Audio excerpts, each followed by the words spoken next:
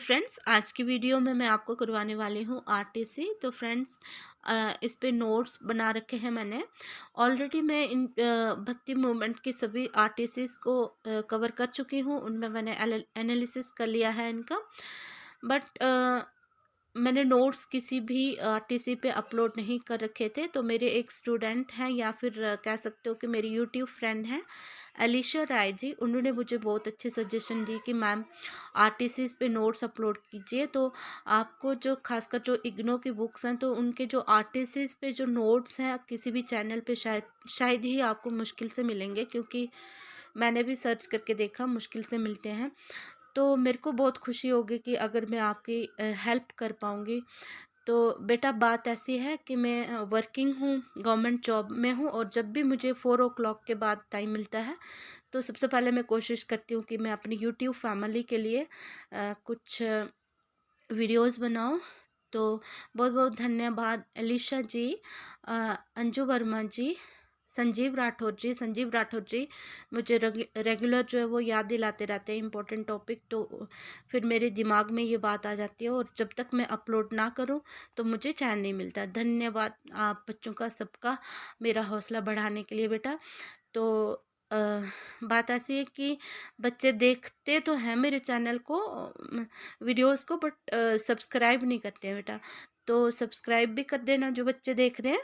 तो इससे मुझे हौसला मिलेगा और मुझे पता चलेगा कि मेरी यूट्यूब फैमिली मुझे कितनी सुन रही है। तो स्टार्ट करते हैं। I was passionate field with longing, I search for and white, but the day that the truthful found me, I was at home.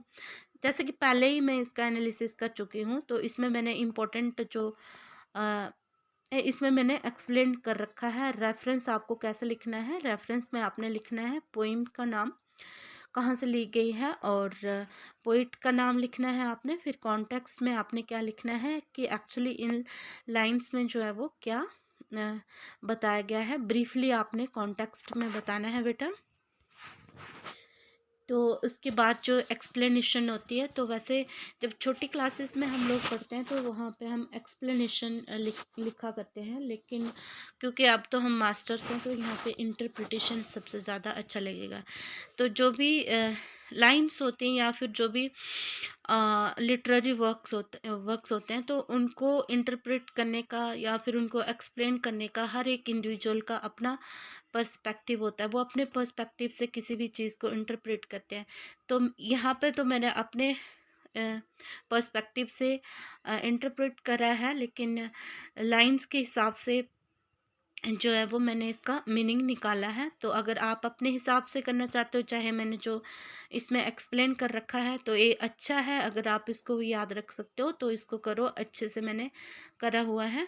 और एक्सप्लेनेशन देनी है बेटा। उसके बाद फिर आपने क्या करना है, क्रिटिकल नोट्स ज़रूर से लिखना है। इसमें क्रिटिकल नोट्स में आपने बताना है कि लैंग्वेज किस तरह की है। तो यहाँ पे मैंने बताया कि यहाँ पे उन्होंने मेटाफर और सिम्बोलिज़म का ज़्यादा यूज़ किया है। तो इसकी वजह से जो बहुत सारी इंटरप्रिटेशन उनकी वाक्स को लेकर निकल आती हैं। कोई एक मतलब उनकी वाक्स का नहीं निकलता, मतलब अलग अलग इसकी इंटरप्रिटेशन निकल कर आती है। ये एक फेमिनिस्ट पोइट है, जो कि आपने क्रिटिकल नोट्स में लिखना है। फेमिनिस्ट पोइट है, और मतलब वुमेन्स के इश्यूज़ को रिफ्लेक्ट करती हैं अपने वर्क में। और हिस्टोरिकल कॉन्टेक्स्ट उनकी पोइट्री में लैक ऑफ हिस्टोरिकल कॉन्टेक्स्ट है। तो आई होप फ्रेंड्स आपको मेरी वीडियो समझ में आई होगी, हेल्पफुल लगी होगी फ्रेंड्स। तो जैसे मुझे टाइम मिलेगा तो मैं आरटीसीज पे नोट्स अपलोड करूँगी। तो आप मुझे कमेंट करके बताना आपको कैसी लगी मेरी वीडियो।